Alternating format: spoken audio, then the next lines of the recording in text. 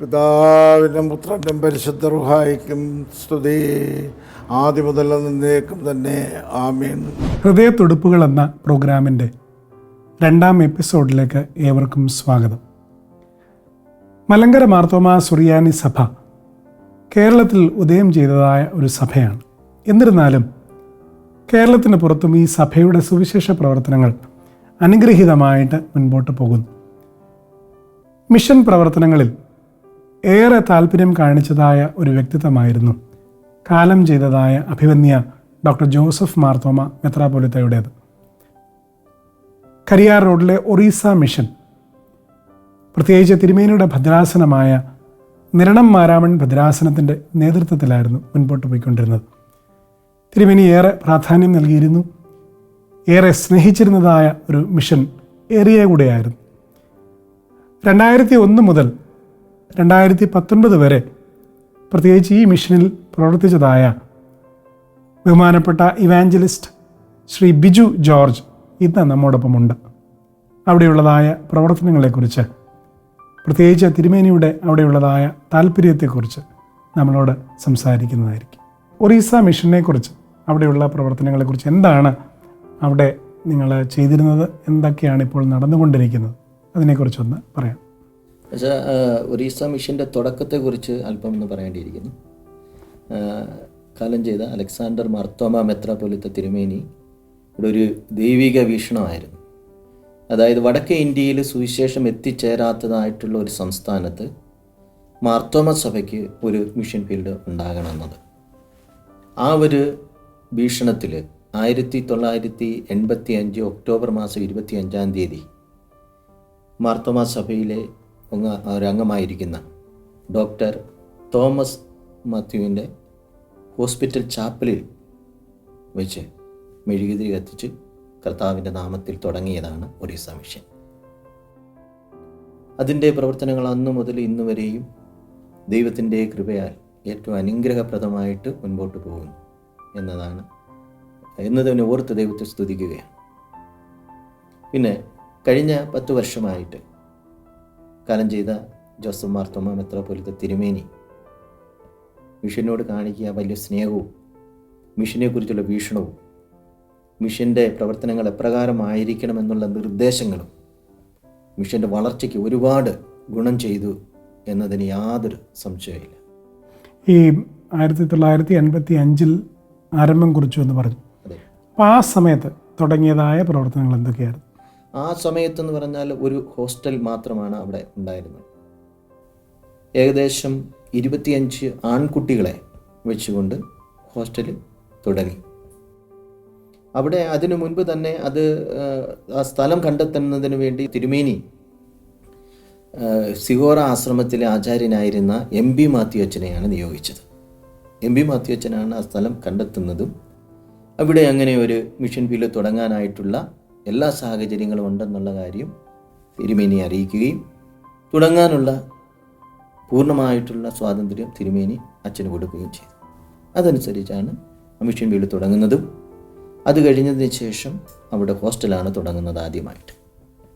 പിന്നെ ഗ്രാമങ്ങളിലേക്ക് ഓരോ മിഷണറിമാരെ അയച്ച് അങ്ങനെ ഒറീസയുടെ മാത്രമല്ല ഛത്തീസ്ഗഡിൻ്റെയും ഒറീസയുടെയുമായിട്ടുള്ള 4 ഡിസ്ട്രിക്റ്റുകളിൽ ഏകദേശം ഇപ്പോൾ 7 സുവിശേഷകർ 7 മിഷൻ ഫീൽഡുകളിൽ സുവിശേഷ വേല ചെയ്തുകൊണ്ടേയിരിക്കുന്നു. 1991 ഈ ഹോസ്റ്റൽ തുടങ്ങുന്നത്. അതിനു മുൻപ് ഗ്രാമങ്ങളിലുള്ള സുവിശേഷമായിരുന്നു. ഹോസ്റ്റലാണ് പിന്നെ മെയിനായിട്ട് തുടങ്ങാനായിട്ട് 1991 തുടങ്ങുകയും 21 കുട്ടികളെ വെച്ചുകൊണ്ട് തുടങ്ങിയതായിട്ടുള്ള ഹോസ്റ്റൽ ഇന്ന് ഏകദേശം 150ഓളം കുട്ടികളുമായി ഏറ്റവും നല്ല രീതിയിൽ മുൻപോട്ട് പോയിക്കൊണ്ടിരിക്കുന്നു. അഭിവന്യ മെത്രാപ്പൊലീത്ത തിരുമേനി മെത്രാപ്പൊലീത്തയായിട്ട് സ്ഥാനമേൽക്കുന്നത് 2007 2007 മുതൽ കലിംഗ മിഷൻ, പ്രത്യേകിച്ച് കരിയാർ റോഡ് മിഷനിൽ അല്ലെങ്കിൽ ഒറീസ മിഷനിൽ തിരുമേനി ഭാഗമായിരുന്നു, സന്ദർശിച്ചിരുന്നുവെന്ന് കേട്ടിട്ടുണ്ട്. അപ്പോൾ അഭിവന്യ ജോസഫ് മാർത്തോമ തിരുമേനി അവിടെ വന്നതായ സാഹചര്യങ്ങളെക്കുറിച്ചൊക്കെ ഒന്ന് പങ്കുവയ്ക്കാം. തീർച്ചയായിട്ടും. തിരുമേനി 2007 അവിടെ വരുമ്പോൾ എൻ്റെ മനസ്സിൽ ഏറ്റവും തങ്ങി നിൽക്കുന്നതായിട്ടുള്ള ഓർമ്മയെന്ന് വെച്ചാൽ തിരുമേനിയെ ഞങ്ങൾക്ക് നേരെ പള്ളിയിലേക്ക് കൊണ്ടുവരണമെന്നതാണ് ഞങ്ങൾ തീരുമാനിച്ചത്. പക്ഷെങ്കിൽ തിരുമേനി അതിന് കൂട്ടാക്കാതെ അവിടെ 150 കുഞ്ഞുങ്ങൾ തിരുമേനിയെ സ്വാഗതം ചെയ്യുവാനായിട്ട് നിൽക്കുന്നത് കണ്ടുകൊണ്ട് ഗേറ്റിൻ്റെ അവിടെ ഇറങ്ങി നടന്നു വരികയും ഈ 150 കുഞ്ഞുങ്ങളെയും ആശീർവദിക്കുകയും അവരുടെ പാട്ട് തീരുന്നതുവരെയും തിരുമേനി അവിടെ നിന്ന് ആ കുട്ടികളെ വളരെ രീതിയിൽ സന്തോഷിക്കുകയും ഉൾക്കൊള്ളുകയും ചെയ്തിട്ട് തന്നെ തിരുമേനി ചാപ്പലിനകത്തോട്ട് കയറിയത്. അത് കഴിഞ്ഞതിന് ശേഷം തിരുമേനിയുടെ ചില നിർദ്ദേശങ്ങൾ വളരെ ഗുണം ചെയ്തു മിഷൻ്റെ വളർച്ചയ്ക്ക്. ഒന്നാമത് തിരുമേനി ചോദിച്ച ഒരു കാര്യം എന്താണെന്ന് വെച്ചാൽ, കുട്ടികൾ എത്രാം ക്ലാസ് വരെ, 10ാം ക്ലാസ് വരെ കഴിഞ്ഞ് എന്താണ് ഈ കുട്ടികളുടെ ഭാവി എങ്ങനെയാണ്? അപ്പോൾ തിരുമേനി പറഞ്ഞത്, ഓരോരുത്തരുടെയും താലന്തുകൾ എന്താണെന്നുള്ള കാര്യം നിങ്ങൾ തിരിച്ചറിയണം. ആ താലന്തുകൾ അനുസരിച്ച് അവരെ എത്തേണ്ട സ്ഥലത്ത് എത്തിക്കാനുള്ള മാർഗങ്ങൾ നിങ്ങൾ തുറന്നു കൊടുക്കണം. അതായത് ഒരു കുട്ടി ഇപ്പോൾ നേഴ്സിങ്ങിന് പഠിക്കണമെന്നുണ്ടെങ്കിൽ ഒരു പെൺകുട്ടി, ആ കുട്ടിക്ക് അങ്ങനെ ആ വഴിയിൽ വിടണം. അധ്യാപകനാകാനാണ് അദ്ദേഹത്തിൻ്റെ താലന്തെങ്കിൽ ആ വഴിയിൽ അദ്ദേഹത്തിന് പോകാനായിട്ടുള്ള അവസരം കൊടുക്കണം. അതുപോലെ അവരുടെ ഉള്ളിൽ എന്താകുന്നു, അവർക്ക് ആകാൻ ആഗ്രഹിക്കുന്നത്, ആ രീതിയിൽ അവളെ വളർത്തിക്കൊണ്ടുവരണം. 10ാം ക്ലാസ് കഴിഞ്ഞ് അവർ വിടുക മാത്രമല്ല വേണ്ടത്. അതുമാത്രമല്ല, അവരിൽ ദൈവിക സ്നേഹമുണ്ടാകണം. അവരവരുടെ ഗ്രാമങ്ങളിലെത്തി അവരുടെ ഗ്രാമങ്ങളിലും അവരുടെ മാതാപിതാക്കന്മാരോടും സഹോദരങ്ങളോടും സുവിശേഷം അറിയിക്കണം. ദൈവത്തിൻ്റെ സ്നേഹത്തെ പങ്കുവെക്കണം. ആ ഒരു വലിയ വീക്ഷണമാണ് തിരുമേനി അങ്ങ് തന്നത്. അതുമാത്രമല്ല, തിരുമേനിയുടെ സമയത്താണ് അവിടെ 4 ചാപ്പലുകൾ 4 ഗ്രാമങ്ങളിലായിട്ട് വിശ്വാസികൾക്ക് വേണ്ടി നിർമ്മിക്കുന്നതിനും അതിൻ്റെ കുദാശ ചെയ്യുന്നതിനും കഴിഞ്ഞത്. തിരുമേനി എടുത്ത ഏറ്റവും വലിയൊരു സ്റ്റെപ്പാണ്. സുവിശേഷത്തെക്കുറിച്ചുള്ള അദ്ദേഹത്തിൻ്റെ വലിയൊരു വീക്ഷണമായിരുന്നു. അവിടെയുള്ള ആൾക്കാരോടുള്ള, പ്രത്യേകിച്ച് അവിടെ ഇപ്പോൾ ഇവാഞ്ചലിസ്റ്റായിട്ട് എത്ര പേരായിരുന്നു? 7 പേരവിടെയുണ്ട്. അതോടൊപ്പം 2 മിഷണറി അച്ഛന്മാരും പ്രവർത്തിക്കുന്നത്. ഈ മിഷണറി അച്ഛന്മാരോടും അവിടെയുള്ള സുവിശേഷകരോടും ഉള്ള തിരുമേനിയുടെ ഇടപെടൽ എങ്ങനെയായിരുന്നു?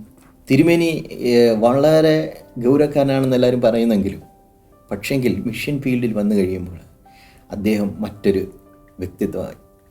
ഒരു ദൈവിക സ്നേഹമല്ല, അദ്ദേഹത്തിന് ഞങ്ങളെ വ്യക്തിപരമായിട്ട് വിളിച്ച്, സുവിശേഷകരെ വിളിച്ച് ഇരുത്തി ഞങ്ങളുടെ വ്യക്തിപരമായ കാര്യങ്ങൾ അന്വേഷിച്ചറിയുന്നതിന് മുൻഗണന നൽകി.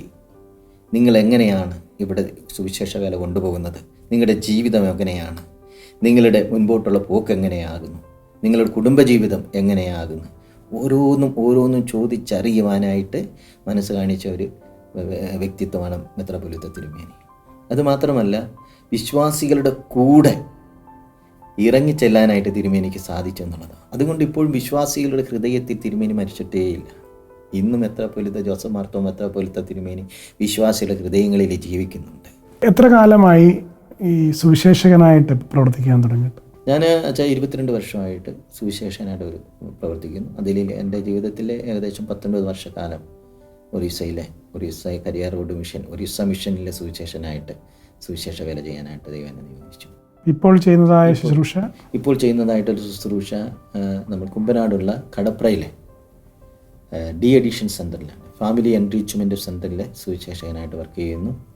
അവിടെ ഫാമിലി എൻറിച്ച്മെൻറ്റ് സെൻ്ററിലൂടെ നടക്കുന്ന സുവിശേഷ വേലകൾ, ഒന്ന് പെയിൻ ആൻഡ് പാലിയേറ്റീവിൻ്റെ ശുശ്രൂഷ, ഏകദേശം 170ഓളം കുടുംബങ്ങളിൽ നമുക്ക് കടന്നു ചെല്ലുവാനും രോഗികളായിരിക്കുന്നവരെയും അശരണരായിരിക്കുന്നവരെയും കാണുവാനും സ്വാതന്ത്ര്യപ്പെടുത്തുവാനും നമുക്ക് കഴിയുന്നുണ്ട്. അതിന് നേതൃത്വം നൽകുന്നത് ഇപ്പോൾ ജോൺ ഫിലിപ്പ് അച്ഛനാണ്. രണ്ടാമത്തെ അവിടെ നടക്കുന്നതായിട്ടുള്ളൊരു വർക്കെന്ന് പറയുന്നത് ഡി അഡിഷൻ വർക്കാണ്. ഇത് മദ്യാസക്തരായിട്ടുള്ള വ്യക്തി ജീവിതങ്ങളെ അതിൽ നിന്ന് പിന്തിരിപ്പിച്ച് ദൈവത്തിൻ്റെ പാതയിലേക്ക് കൊണ്ടുവരുവാനുള്ള അതിന് നേതൃത്വം നൽകുന്നത് ജോർജ് തോമസ് അച്ഛനാണ്. പിന്നീട് അവിടെ നടക്കുന്ന മറ്റൊരു പ്രവർത്തനം എന്ന് പറയുന്നത്, അന്യ സംസ്ഥാനത്തിൽ നിന്ന് വന്നിട്ട് നമ്മുടെ സഹോദരങ്ങൾ വർക്ക് ചെയ്യുന്നുണ്ട്. അവരെ സംഘടിപ്പിച്ച് അവരോട് സ്നേഹവും സമാധാനത്തെക്കുറിച്ചും ദൈവത്തെക്കുറിച്ചൊക്കെ സംസാരിക്കാനായിട്ടുള്ള ഒരു പുതിയ ദൈവിക ശുശ്രൂഷ കൂടി ഇവിടെ നടക്കുന്നുണ്ട്. ആ ഒരു ശുശ്രൂഷ ഏറ്റനുഗ്രഹപ്രദമായി നടക്കുന്നു. ഇതിനൊക്കെയും ഏറ്റവും പിന്തുണ നൽകുന്നത് ഭദ്രാസന സെക്രട്ടറി അച്ഛനായിരിക്കുന്ന യോജനച്ഛനും ട്രഷറായിരിക്കുന്ന അൻസിൽ സാറുമാണ്. ഈ ഇവിടെയുള്ള പ്രവർത്തനത്തിലേക്ക് പ്രവേശിച്ചത് തിരുവന്യ തിരുമേനിയുടെ കാലഘട്ടത്തിലുമാണ്. തീർച്ചയായിട്ടും അത് ഒരിക്കലും മറക്കാൻ പറ്റത്തില്ല. തിരുമേനിയുടെ സമയത്താണ് ഞാനിവിടെ വരുന്നതും ഈ പ്രവർത്തനങ്ങളിൽ പങ്കാളികളായിത്തീരും. മലയാളിയായ തിരുമേനി അവിടെയുള്ള വിശ്വാസികളുടെ മുൻപാകെ എങ്ങനെയാണ് അവരോടൊക്കെ സംസാരിച്ചിരുന്നത്, അല്ലെങ്കിൽ അവരോട് ഇടപെട്ടിരുന്നത്? തിരുമേനിക്ക് കുറച്ച് ഹിന്ദി അറിയാം, ഹിന്ദിയും മലയാളം കൂടി ആക്ഷൻ ഉൾപ്പെടെ. അപ്പോൾ വിശ്വാസികൾക്ക് അത് മനസ്സിലാകും എന്താണ് തിരുമേനി സംസാരിക്കുക. അത് മാത്രമല്ല, എൻ്റെ മനസ്സിൽ തങ്ങിയതായിട്ടുള്ളൊരു കാര്യം എന്ന് പറയുന്നത് തിരുമേനി ഒരു പാട്ട് അവരെ പഠിപ്പിച്ചു എന്നുള്ളതാണ്. യേശു നല്ലവൻ, അവൻ വല്ലവൻ, അവൻ്റെയോ എന്നുമുള്ളത്. അതിൻ്റെ 1-2 ചരണങ്ങൾ ഹിന്ദിയിൽ ഞങ്ങളോട് പറയാം. യേശു അച്ചാ ഹേ, യേശു അച്ചാ ഹേ, യേശു അച്ചാ ഹേ ഹംകോ. ഇത് അവരെ വളരെയധികം അവരുടെ മനസ്സിൽ ഇന്നും തിങ്ങി നിൽക്കുന്നതായിട്ടുള്ള ഒരു കാര്യം ഇതാണ്. തിരുമേനി അവരോടൊപ്പം ചെന്ന് അവരുടെ ഹൃദയങ്ങളിൽ ഈ ഒരു യേശു നല്ലവനാകുന്നു എന്നുള്ള ആ ഒരു പാട്ട് അവരുടെ ഹൃദയങ്ങളിൽ ഇന്നും തിരുമേനിയുടെ ഓർമ്മയായിട്ട് നിൽക്കുന്നുണ്ട്. ഇന്നും ഞാൻ പലപ്പോഴും ഫോൺ ചെയ്യുമ്പോഴെല്ലാം അവർ ചോദിക്കുന്ന ഒരു കാര്യമുണ്ട്, ഈ പാട്ട് പഠിപ്പിച്ച മെത്രാപ്പൊലീത്ത തിരുമേനിയാണോ കാലം ചെയ്തു പോയത്? മലയാളിയായ ഒരു തിരുമേനിയെ കാണുമ്പോൾ അവർക്കുള്ള ഒരു സന്തോഷം, അല്ലെങ്കിൽ അവരെന്തെങ്കിലും തിരുമേനിയോട് ആവശ്യപ്പെട്ടിട്ടുണ്ടോ? അവർ ആവശ്യപ്പെട്ട ഒരു കാര്യം ആ തിരുമേനി സാധിച്ചു കൊടുത്തു എന്നതാണ്. ഞങ്ങൾക്ക് ആരാധിക്കാൻ ആരാധനാലയം വേണം. അതാണ് തിരുമേനിയോട് അവരാദ്യമായിട്ട് പറഞ്ഞത്.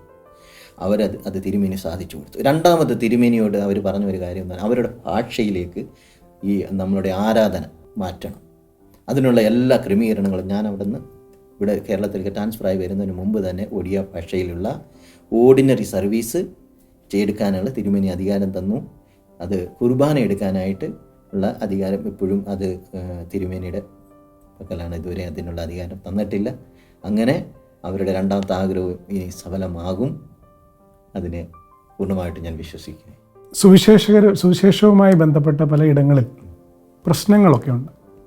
അപ്പോൾ അതുമായിട്ട് ബന്ധപ്പെട്ട് എന്തെങ്കിലും അവിടെ ഇഷ്യൂസ് ഉണ്ടായിട്ടുണ്ടോ? ഉണ്ട്. 2008 അതിൽ തിരുമേനി എന്തെങ്കിലും ഇടപെടാനായിട്ട് ശ്രമിച്ചിട്ടുണ്ടോ? എങ്ങനെ അതിനെ? 2008 ഒരു സംഭവം എൻ്റെ മനസ്സിൽ ഓർമ്മ വരികയാണ്. അന്ന് ഒറീസയിലുള്ള സുവിശേഷകരെ, ഒറീസയിലുള്ള ക്രിസ്ത്യാനിക്ക് മുഴുവനും ഒരു വളരെ പീഡനങ്ങൾ അനുഭവിച്ചതായിട്ടുള്ള, പുറത്തിറങ്ങാനായിട്ട് ക്രിസ്ത്യാനിയാണെന്ന് പറയാനായിട്ടുള്ള ഭയം നിലനിന്ന ഒരു കാലഘട്ടമായിരുന്നു 2008. അതിനുള്ള സംഭവമുണ്ട്. ആ സംഭവം ഇപ്പം വിവരിക്കണമെന്ന് ആഗ്രഹിക്കുന്നില്ല. എന്നിരുന്നാലും അവിടെ നക്സലായിട്ടുള്ള നക്സലുകൾ ഒരു ഹൈന്ദവ സന്യാസിയെ കൊന്നതിൻ്റെ പേരിൽ, കൊന്നത് ക്രിസ്ത്യാനിയാണെന്നുള്ള പേരിൽ ക്രിസ്ത്യാനികൾക്ക് നേരെയുള്ള പീഡനങ്ങൾ, കഠിനമായ പീഡനം അനുഭവിച്ചു. അപ്പോൾ തിരുമേനി കേരളത്തിലായിരുന്നെങ്കിലും സുവിശേഷകരെയും അവരുടെ കുടുംബത്തെയും വിശ്വാസികളെയും എങ്ങനെ കെയർ ചെയ്യണമെന്ന് തിരുമേനി വളരെ വ്യക്തമായിട്ട് അറിയാം. മിഷണറി അച്ഛന്മാരെ വിളിച്ചിട്ട് തിരുമേനി പറഞ്ഞത്, അവിടെയുള്ള നമ്മുടെ യാതൊരു വിധമാകുന്ന സാധനങ്ങളുടെ സുരക്ഷിതത്വമല്ല, മറിച്ച് വിശ്വാസികളുടെയും സുവിശേഷകരുടെയും സുരക്ഷിതത്വം നോക്കണം. അവരെ സുരക്ഷിതമായ സ്ഥലത്തേക്ക് മാറ്റി പാർപ്പിക്കണം. അതിനുള്ള എല്ലാ കാര്യങ്ങളും ചെയ്യുക. ഒന്നും നോക്കണ്ട, ഒരു സാമ്പത്തികവും നോക്കണ്ട, ഒരു കാര്യം മറ്റൊന്നും നോക്കുകയേ വേണ്ട എന്നുള്ള ആ ഒരു വലിയ ഒരു കൽപ്പന തന്നെ അച്ഛന്മാർക്ക്, മിഷണറി അച്ഛന്മാർക്ക് കൊടുത്തതനുസരിച്ച് അച്ഛന്മാർ അത് അതേപടി അനുസരിക്കുകയും ആർക്കും ഒരു കുഴപ്പവും സംഭവിക്കാതെ എല്ലാവരും സുരക്ഷിതമായിട്ട് തിരുമേനിയുടെ ആ ഒരു നിർദ്ദേശം അനുസരിച്ച് സുരക്ഷിതമായിട്ട് മാറാൻ കഴിയും. ഈ നിരണം മാരാമൺ ഭദ്രാസനത്തിൻ്റെ കീഴിലാണല്ലോ അവിടുത്തെ മിഷൻ പ്രവർത്തനം നടക്കുന്നത്. അപ്പോൾ അവിടെയുള്ള പ്രവർത്തനങ്ങളുമായിട്ട് ബന്ധപ്പെട്ട ഏതെങ്കിലും ആവശ്യങ്ങൾ അവതരിപ്പിക്കേണ്ടി വരുമ്പോൾ പ്രത്യേകിച്ച് തിരുമേനിയോടായിരിക്കും, അല്ലെങ്കിൽ ഭദ്രാസന സെക്രട്ടറി അച്ഛന്മാർ, ജോജനച്ഛൻ, അങ്ങനെയൊക്കെ ഉള്ളവരോടായിരിക്കും ഈ കാര്യങ്ങളൊക്കെ പറയുന്നത്. അപ്പോൾ തിരുമേനിയോടൊക്കെ ഈ ആവശ്യങ്ങൾ പറയുമ്പോൾ തിരുമേനിയുടെ പ്രതികരണം അതിനെ സപ്പോർട്ട് ചെയ്തുകൊണ്ടായിരുന്നോ? എങ്ങനെയായിരുന്നു തിരുമേനി പ്രതികരിച്ചിരുന്നു? ഞങ്ങൾക്ക് അത് പറയുമ്പോൾ സെക്രട്ടറി അച്ഛനെയും ഭദ്രാസന സെക്രട്ടറി അച്ഛനെയും ഭദ്രാസനത്തിലെ ട്രഷറാറേയും ഒരിക്കലും നമുക്ക് മറക്കാനായിട്ട് സാധിക്കത്തില്ല. ഞങ്ങളുടെ ആവശ്യങ്ങളൊക്കെയും ഭദ്രാസന സെക്രട്ടറി ജോജനച്ഛനോടും ട്രഷറാറോടുമാണ് ഞങ്ങൾ സംസാരിച്ചുകൊണ്ടിരുന്നത്. അവരാണ് തിരുമേനിക്ക് കാര്യങ്ങളെല്ലാം കൈമാറുന്നത്. ഇതുവരെയും നോ എന്ന് പറഞ്ഞിട്ടില്ല. അല്പം താമസിക്കുന്നെങ്കിലും അവിടുത്തെ ആവശ്യങ്ങൾ, അത്യാവശ്യങ്ങൾ ഉടനെ തന്നെ നിർവഹിക്കും. ആവശ്യങ്ങൾ നിറവേറ്റാം എന്നുള്ള ഒരു മറുപടിയാണ് ഞാൻ കിട്ടിക്കൊണ്ടിരുന്നത്. അതുകൊണ്ട് തീർച്ചയായിട്ടും മെത്രാപ്പൊലീത്ത തിരുമേനി ഒറീസ മിഷനോട് കാണിച്ചതായിട്ടുള്ള ഒരു സ്നേഹം, ഒരു കരുതൽ, അല്ലെങ്കിൽ സുവിശേഷത്തോടുള്ള തിരുമേനിയുടെ താല്പര്യം എത്രമാത്രം വലുതായിരുന്നു എന്ന് ഒരിക്കലും മറക്കാനായിട്ട് കഴിയും. അവിടെയുള്ള ആൾക്കാർ, പ്രത്യേകിച്ച് അവിടെ ജനിച്ചു വളർന്നതായ ആൾക്കാരെ സംബന്ധിച്ച് മലയാളികളായ ആൾക്കാർ അവിടെ വരുന്നു, അല്ലെങ്കിൽ ഇങ്ങനെയുള്ള ഒരു മാർത്തോമാ സഭയുടെ ഒരു മിഷൻ അവിടെ നടക്കും. അവരുടെ മനസ്സിലൊക്കെ ഈ സഭയെക്കുറിച്ച്, പ്രവർത്തനങ്ങളെക്കുറിച്ച് എന്തായിരിക്കും അവരോട് ചോദിച്ചാൽ അവർക്ക് പറയാനായിട്ട് സാധിക്കുന്നു? അതിൻ്റെ അങ്ങനെ എന്തെങ്കിലും അനുഭവങ്ങൾ, അവർ പങ്കിട്ടതായ സാക്ഷ്യങ്ങൾ? അതിൻ്റെ ഏറ്റവും ഉത്തമമായ ഉദാഹരണമാണ് ഇപ്പോഴും ഉള്ളത്, ഈ പ്രസൻറ്റ് ആയിരിക്കുന്ന ഈ സമയത്തുള്ളത്. അവിടെ ഒരു മലയാളി സുവിശേഷകരും ഇപ്പോഴില്ല. അവിടെയുള്ള സുവിശേഷകരെല്ലാം ആ ദേശത്ത് നിന്നുള്ള സുവിശേഷകരാണ്. അതായത് നമ്മുടെ മിഷൻ പ്രവർത്തനത്തിലൂടെ വിശ്വാസത്തിലേക്ക് വന്ന് സ്നാനം വേറ്റ് സഭയുടെ വിശ്വാസം മുഴുവനും അറിഞ്ഞ് മിഷൻ്റെ പ്രവർത്തനങ്ങൾ അവർ ഏറ്റെടുത്തിരിക്കുന്നു. അവിടെ മലയാളി സുവിശേഷകരാരും ഇന്നവിടെ ഇല്ല. മിഷണറി അച്ഛന്മാർ 2 പേരും മലയാളികളാണെന്ന് മാത്രം.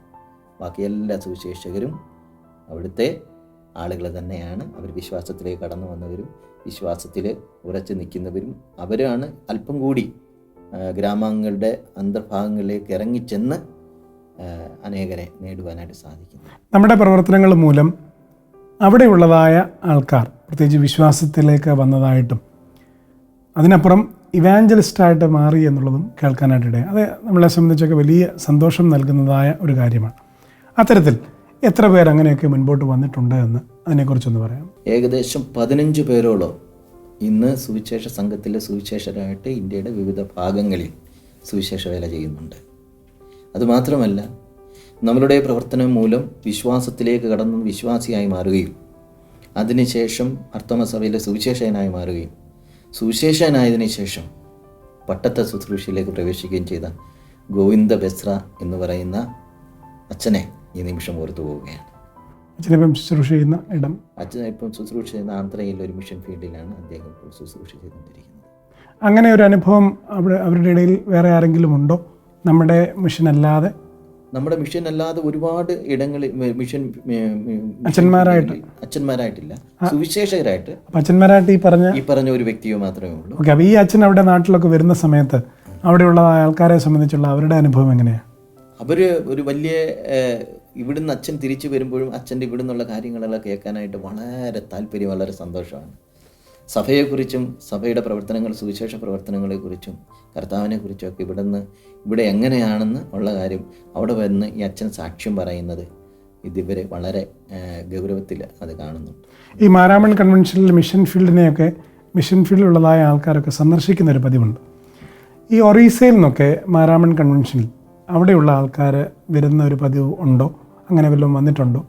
കഴിഞ്ഞ പ്രാവശ്യവും മാരാമൺ കൺവെൻഷന് ഒറീസയിൽ നിന്നല്ല, വടക്കേ ഇന്ത്യയിൽ നിന്ന് ഏകദേശം 125ഓളം പേര് കടന്നു വരികയും അവരുടെ സാന്നിധ്യം അറിയിക്കുകയും ചെയ്തിട്ടുണ്ട്. ആദ്യമായിട്ടാണോ? അത് ആദ്യമായിട്ടാണ് ഇപ്പോൾ അത്രയും പേര് ഒരുമിച്ച് വരുന്നത്. ഈ ചാപ്പലുകൾ 4 തിരുമേനിയുടെ ഒരു സമയത്താണ് അത് ചെയ്തത് എന്ന് പറഞ്ഞു. ഈ ചാപ്പലുകളിലെ ആരാധനയിൽ തിരുമേനിയുടെ പങ്കാളിത്തം ഉണ്ടായിട്ടുണ്ടോ? ആരാധനയോട് ചേർന്ന് അത് ഒരുമിച്ച് കൂടുന്ന നമ്മുടെ ചാപ്പലുകൾ എന്ന് പറയുന്നത് നമ്മുടെ സെൻറ്റർ നിൽക്കുന്നതിൽ നിന്നും ഏകദേശം 90-60 ഒക്കെ കിലോമീറ്റർ ദൂരെയാണ് ഈ ചാപ്പലുകളുള്ളത്. ഈ യാത്രാ സൗകര്യം വളരെ പരിമിതമാണ്. യാത്ര ചെയ്ത് അവിടെ എത്തണമെങ്കിൽ തന്നെ ആരോഗ്യമുള്ള ഒരു മനുഷ്യൻ യാത്ര ചെയ്തെത്തുമ്പോൾ പിറ്റേന്നത്തെ ദിവസം അദ്ദേഹം വളരെ ക്ഷീണിതനായിത്തീരും. അതുകൊണ്ട് തിരുമേനി വന്ന് സെൻറ്ററിൽ താമസിച്ചുകൊണ്ട് ദിവസങ്ങളോളം അവിടെ താമസിച്ച് കാര്യങ്ങളെല്ലാം വളരെ വ്യക്തമായിട്ട് അന്വേഷിച്ച് അറിഞ്ഞ് സംതൃപ്തനായിട്ട് അവിടുന്ന് കടന്നു പോകും. അവിടെയുള്ള അടിസ്ഥാന സൗകര്യങ്ങൾ, ആ സാഹചര്യം അത് എങ്ങനെയാണ്? അവിടുത്തെ അടിസ്ഥാന സൗകര്യങ്ങൾ എന്ന് പറയുന്നത് ഹോസ്റ്റലിന് ഇപ്പം കുഞ്ഞുങ്ങൾ മാർക്കാനുള്ള കെട്ടിടങ്ങളെല്ലാം ഉണ്ട്. പിന്നെ തിരുമേനിയുടെ ഏറ്റവും വലിയൊരു ആഗ്രഹമായിരുന്നു ഒരു വിദ്യാഭ്യാസ സ്ഥാപനം ഉണ്ടാകണമെന്നുള്ളത്. ഛത്തീസ്ഗഡിൽ തിരുമേനി ആയിരുന്ന സമയത്ത് സ്കൂൾ തുടങ്ങി. ഇന്ന് 130 കുട്ടികൾ അവിടെയുണ്ട്. കെട്ടിട നിർമ്മാണത്തിനുള്ള വസ്തു മേടിച്ച് അതിൻ്റെ രേഖകളെല്ലാം ശരിയാക്കിയതിന് ശേഷമാകുന്നു ഇന്ന് അവിടെ ബിൽഡിംഗ് പണിയാനായിട്ട് ഒരു കുഴപ്പവുമില്ല. ബിൽഡിംഗ് പണിയാനായിട്ട് സാധിക്കും. ഭാവിയിൽ മനോഹരമായ ഒരു വിദ്യാഭ്യാസ സ്ഥാപനം അവിടെ പടുത്തുണക്കി ഉയർത്താനായിട്ട് സാധിക്കും. തിരുമേനിയുടെ ഏറ്റവും വലിയൊരു ആഗ്രഹമായിരുന്നു. ദൈവം അനുവദിച്ചാൽ ഉടനെ തന്നെ തിരുമേനി വാങ്ങിയതായ സ്ഥലത്ത് ഒരു നമ്മുടെ അഭിമാനമായ ഒരു വിദ്യാഭ്യാസ സ്ഥാപനം അവിടെ ഉയരും. ആ ഒരു വലിയ പ്രത്യാശയിലും ആ ഒരു വലിയ പ്രാർത്ഥനയിലുമാണ്.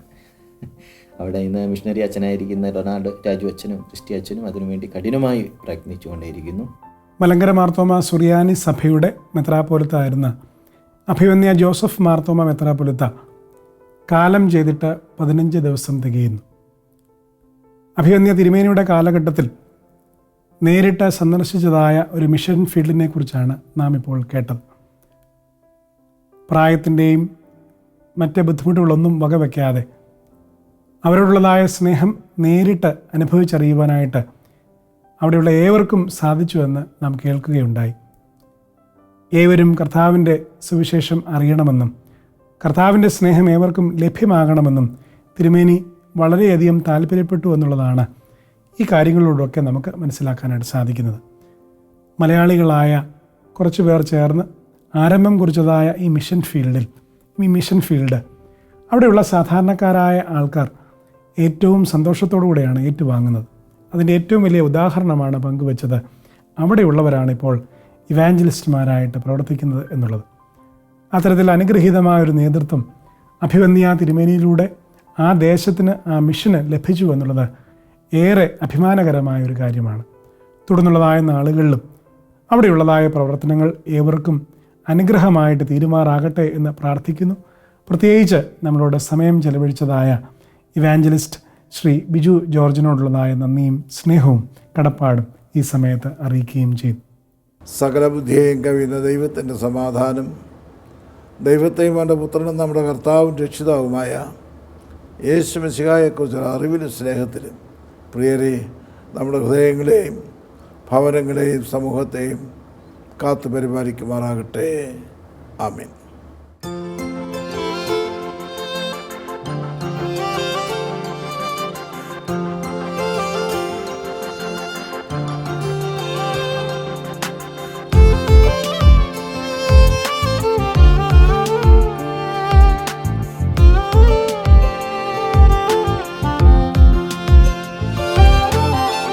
എരിയുന്ന ശോഭയായി മുൾപടർപ്പിനുള്ളിൽ തെളിയുന്ന സ്നേഹമാം ചൈതന്യമേ, പാരിതിൽ ഘോരമാം പാപത്തിൽ വീഴാതെ കൂരിരുൾ നീക്കുവാൻ നീ ജ്വലിക്കൂ. എരിയുന്ന ശോഭയായി മുൾപടർപ്പിനുള്ളിൽ തെളിയുന്ന സ്നേഹമാം ചൈതന്യമേ, പാരിതിൽ ഘോരമാം പാപത്തിൽ വീഴാതെ കൂരിരുൾ നീക്കുവാൻ നീ ജ്വലിക്കൂ. ഇമ്പമായി പാടി സ്തുതിച്ചിടാം, തുമ്പം അകന്നിടുവാൻ സ്തുതിക്കാം. ഭക്തരിൽ കാരുണ്യം കാട്ടിടുന്ന നിത്യനാം യഹോവയെ പാടി സ്തുതിക്കാം. ഇമ്പമായി പാടി സ്തുതിച്ചിടാം, തുമ്പം അകന്നിടുവാൻ സ്തുതിക്കാം. ഭക്തരിൽ കാരുണ്യം കാട്ടിടുന്ന നിത്യനാം യഹോവയെ പാടി സ്തുതിക്കാം.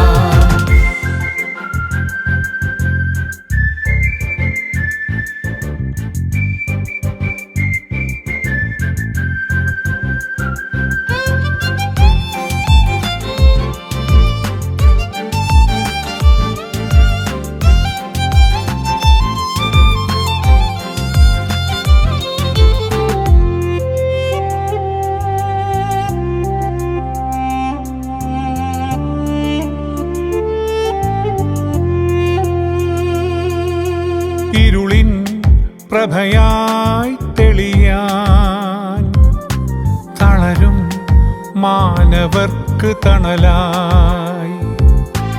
ഇരുളിൻ പ്രഭയായി തെളിയാൻ തളരും മാനവർക്ക് തണലായി.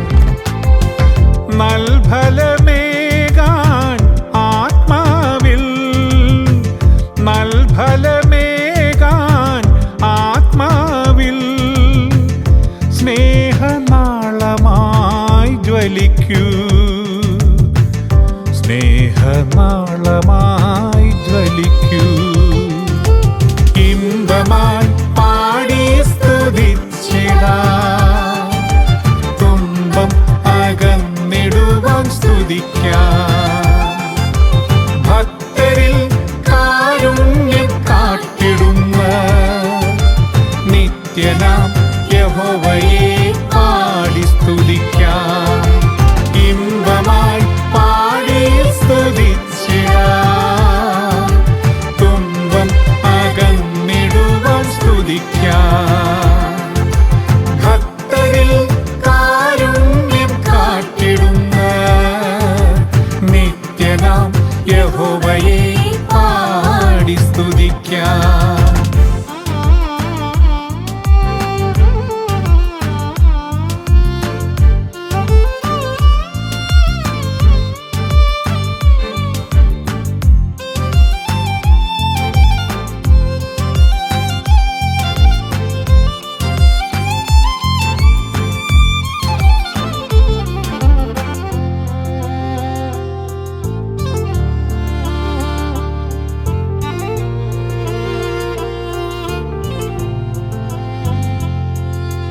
കടലിൻ നടുവിലും യോനയെ അന്ത്യം ഭവിച്ചിടാതെ രക്ഷിച്ചോനേ.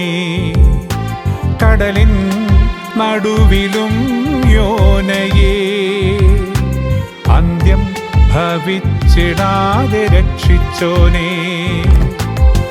കരകാണാതുഴലുന്ന വ്യാധിയിൻ നടുവിലും, കരകാണാതുഴലുന്ന വ്യാധിയിൻ നടുവിലും കരുണപ്രദായക നീ ജ്വലിക്കൂ, കരുണപ്രദായക നീ ജ്വലിക്കൂ. ഇമ്പമായി പാടി സ്തുതിച്ചിടാം, തുമ്പം അകന്നിടുവാൻ സ്തുതിക്കാം. ഭക്തരിൽ കാരുണ്യം കാട്ടിടുന്ന നിത്യനാം യഹോവയെ പാടി സ്തുതിക്കാം. ഇമ്പമായി പാടി സ്തുതിച്ചിടാം, തുമ്പം അകന്നിടുവാൻ സ്തുതിക്കാം. ഭക്തരിൽ കാരുണ്യം കാട്ടിടുന്ന നിത്യനാം യഹോവയെ പാടി സ്തുതിക്കാം.